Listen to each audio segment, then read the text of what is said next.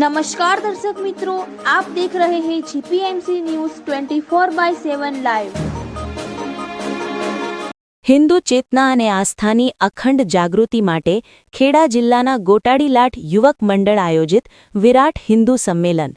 હિન્દુ સંમેલનનો આયોજન ખેડા જિલ્લાના ફાગવેલ તાલુકામાં આવેલ ગામ ગોટાડીલાટ યુવક મંડળ દ્વારા તારીખ 5/3/2026ને ગુરુવારના રોજ ભવ્ય હિન્દુ સભાનું આયોજન કરવામાં આવ્યું હતું, જેમાં આંતરરાષ્ટ્રીય હિન્દુ પરિષદના સ્થાપક માનનીય શ્રી ડોક્ટર પ્રવીણભાઈ તોગડિયાજીને આમંત્રણ આપવામાં આવ્યું હતું અને સૌ ગામના આગેવાનો દ્વારા ડોક્ટર પ્રવીણભાઈ તોગડિયાજીનું ભવ્ય સ્વાગત સન્માન કરવામાં આવ્યું હતું. સાથે સાથે નાની દીકરીઓ પણ માથે કળશ મૂકીને ડોક્ટર પ્રવીણભાઈ તોગડિયાજીનું સ્વાગત કર્યું હતું. આ કાર્યક્રમનું આયોજન ગોટાડી ગામ મિત્ર મંડળના યુવાનો દ્વારા કરવામાં આવ્યું હતું. સાથે સાથે ગામના નવયુવાનો આંતરરાષ્ટ્રીય હિન્દુ પરિષદમાં જોડાયા હતા. આ સૌ નવયુવાનોનું સ્વાગત કેસરિયા ખેસ પહેરાવીને ડોક્ટર પ્રવીણભાઈ તોગડિયાજીએ સ્વાગત કર્યું હતું.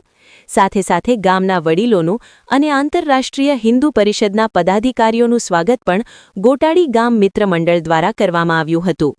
અને ડોક્ટર પ્રવીણભાઈ તોગડિયાજીએ સૌ ગામના નવયુવાનોને અને આગેવાનોને અપીલ કરી હતી કે સૌ ભેગા મળીને હિન્દુ સમાજને સંગઠિત કરીએ. દરેક ગામની અંદર હનુમાન ચાલીસા કેન્દ્ર ખોલવામાં આવે, જેમાં દર શનિવારે અથવા દર મંગળવારે નિત્ય હનુમાન ચાલીસાના પાઠ કરવામાં આવે. એવી અનેક સંગઠનની બાબતની ચર્ચા કરવામાં આવી હતી.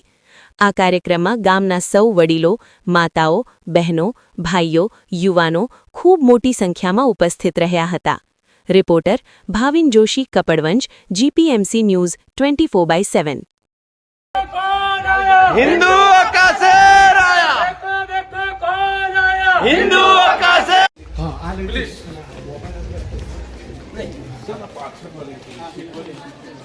मेरी सीट ऊपर एक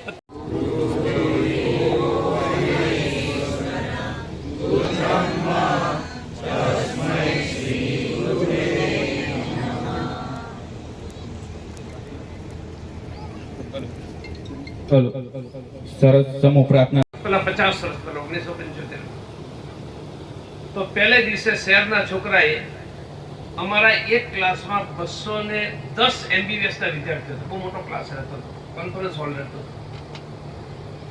આપણે ગામડાના આવી ગયો તો અમદાવાદમાં, પણ હતા તો ગામડાના. એટલે શહેર हिंदू धर्म हमारा आयुष्य बढ़ाने का, आरोग्य, पैसा, यश, आनंद बढ़ाने का साइंस है. जिनके शरीर में जितनी ज्यादा ऊर्जा उतना उनका आयुष्य ज्यादा, आरोग्य, મુકેશભાઈ ભવનભાઈ પટેલ, વિપુલભાઈ હસમુખભાઈ પટેલ,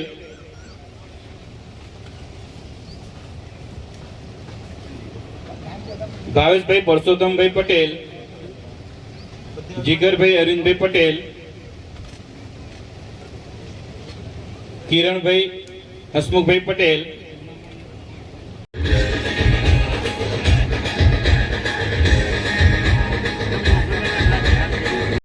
सिंध गुजरात मराठा द्राविड उत्कल बंगा विंध्य हिमाचल यमुना गंगा उच्चल जलधि तरंगा तव शुभ नामे जागे तव शुभ आशीष मा.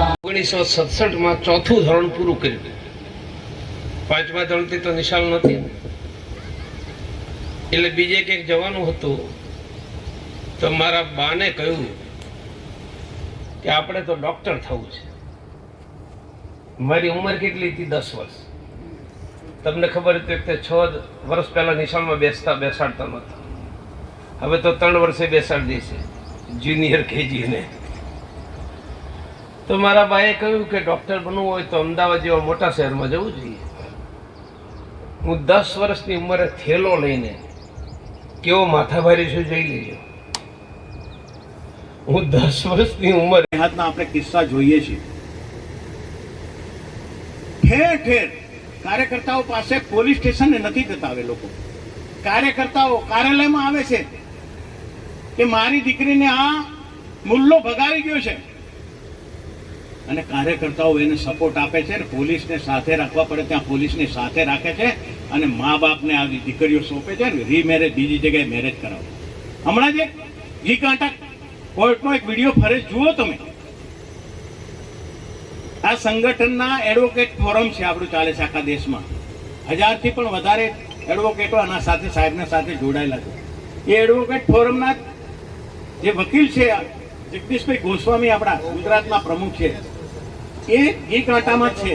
તો એમને બધાને જાણ કરી અને આખો આપણે જોયું કે ત્યાં લગ્ન થવા ના દીધા, અને એમ સૈયદ કરીને એક હતો મુલ્લો રજિસ્ટ્રાર, એની રહેમ નજરે સવારે 9 વાગે ઓફિસ ખોલવામાં આવી.